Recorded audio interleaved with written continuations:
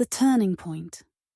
The studio lights blazed intensely at America's most watched primetime talk show, Night Talk with Jason Mitchell. The atmosphere crackled with tension as J.D. Vance, the newly inaugurated vice president, stepped onto the set. Fresh from taking his oath of office, Vance carried himself with the quiet confidence of a man who had nothing to hide and everything to prove. Jason Mitchell, the show's veteran host, had other plans. Known for his razor-sharp tongue and liberal leanings, Mitchell had spent weeks preparing for this moment. Though his producer had promised a respectful discussion about the new administration, the glint in Mitchell's eyes told a different story. As Vance took his seat, the usual pre-interview pleasantries felt rushed and mechanical. Mitchell's smile never quite reached his eyes, and the production team seemed unusually tense. Something was off. Vance, drawing on his Marine Corps background, could sense an ambush coming.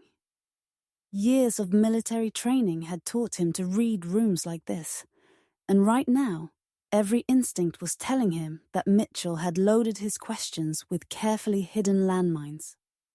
"Mr. Vice President," Mitchell began, his voice dripping with artificial sweetness. "Let's talk about your remarkable journey from Trump critic to his second-in-command." Vance smiled, his eyes reflecting the wisdom of someone who'd grown from life's challenges. "You know, Jason, that's actually a perfect place to start because it speaks to something bigger than just politics. It speaks to the American capacity for growth and understanding." The audience leaned forward slightly. This wasn't the defensive response Mitchell had expected. The host shifted in his chair, his prepared follow-up suddenly feeling less potent. "Growth and understanding?" Mitchell's tone carried a hint of mockery. "Is that what we're calling it now? Because some might say it's more about political convenience." "You see, Jason?" Vance replied, his voice steady and clear. "In America, we have this incredible tradition of being able to change our minds when presented with new information. When I criticized President Trump years ago, I was looking at things through a narrow lens, but then I saw something remarkable. I saw how his policies were actually helping the forgotten Americans I wrote about in my book." The exchange continued to heat up as Mitchell attempted to corner Vance on various issues. His faith, his background, his apparent political transformation. But with each calculated attack, Vance responded with measured wisdom and unwavering conviction. As the interview intensified, Mitchell pulled out what he thought would be his trump card. "Let's discuss your recent speech at the National Prayer Breakfast. You spoke about divine guidance in government decisions. Don't you think that's a dangerous mixing of church and state?" The audience tensed. Mitchell had just stepped onto sacred ground, and the glint in Vance's eyes suggested he'd been waiting for exactly this kind of challenge. "Divine guidance, Jason?" Vance leaned forward slightly, his voice carrying the weight of conviction. "What I actually said was that our founding fathers understood the importance of moral guidance in leadership.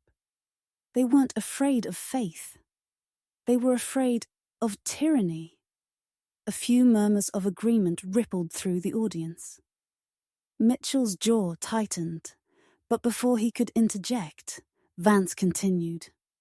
"When I was a Marine, nobody questioned our chaplain's presence. Nobody complained when we prayed before missions because in those moments of truth, even the skeptics understand there's something deeper than politics." Mitchell's face flushed as he shuffled his notes. "Let's move on to your relationship with President Trump. Your recent statement about him being God's instrument for America's renewal. Don't you think that's a bit extreme?" "What I think is extreme?" Vance replied, his calm demeanor unchanged, is how some in the media seem more concerned about a leader who prays than about policies that hurt American families. But surely, Mitchell pressed, his voice dripping with sarcasm, a man of your intellectual background must see the contradiction in supporting someone you once criticized. There you go again, Jason, Vance replied calmly. You're so focused on trying to find contradictions that you're missing the point entirely. The real contradiction would be ignoring what I've seen with my own eyes just to please critics like yourself. The audience erupted in thunderous applause. Mitchell glanced nervously at his producer, who was making frantic gestures from the sidelines. My coverage. Mitchell's voice rose slightly. Oh, but we are, Vance interjected smoothly. Because just last week, you spent an entire segment questioning my faith, suggesting it was, what did you call it? Yes, convenient election season Christianity. Mitchell's face reddened. I was merely pointing out the timing. The timing of what, exactly?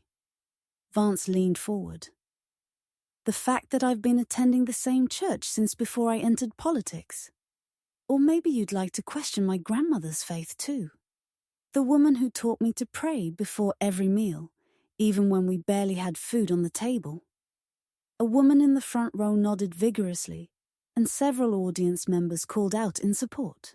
The tension in the studio reached a fever pitch as Mitchell tried desperately to regain control. Let's move on to your recent statements. Yes, let's talk about statements, Vance agreed, his voice carrying both strength and dignity. Like your statement last month suggesting that anyone who supports traditional values is living in the past. Tell me, Jason, do you think the millions of Americans who go to church every Sunday, who believe in family values, who love their country, are they all just living in the past? The silence in the studio was deafening. Mitchell's carefully crafted persona was crumbling with each passing moment. You invited me here thinking you could shame me for my beliefs, my background, my support for the president. Vance continued. But let's talk about what really bothers you. He paused, letting his words sink in. It bothers you that someone can come from where I came from and not subscribe to your worldview. It bothers you that I can be educated at Yale Law School and still believe in traditional values. Most of all, it bothers you that I can see through the game you're playing. Mitchell's face had lost all color. He glanced at his producer, who was now watching the exchange with a mix of concern and fascination. The interview had clearly veered far from their planned ambush. Vance rose from his chair, commanding the room with quiet authority. Before I go, I'd like to say one last thing to the American people watching at home. He turned to face the camera directly, his expression sincere and resolute. What you've witnessed today isn't just about one interview or one journalist's attempt to discredit me. It's about something much more important. It's about standing firm in your convictions, even when the world tries to shame you for them. The studio was absolutely silent, hanging on his every word. Mitchell sat deflated, his stack of gotcha questions untouched. To every American who's been ridiculed for their faith, who's been mocked for their values, who's been told they're on the wrong side of history, stand strong. Because at the end of the day, character isn't about winning the approval of critics. It's about staying true to what you believe in. As Vance walked off the set, the audience rose in a standing ovation that seemed to shake the studio walls. Mitchell sat in stunned silence, his carefully planned ambush thoroughly dismantled by a display of unwavering principle and quiet strength. Now it's your turn to reflect. When was a time you stood firm in your beliefs despite pressure to conform? Share your story in the comments below.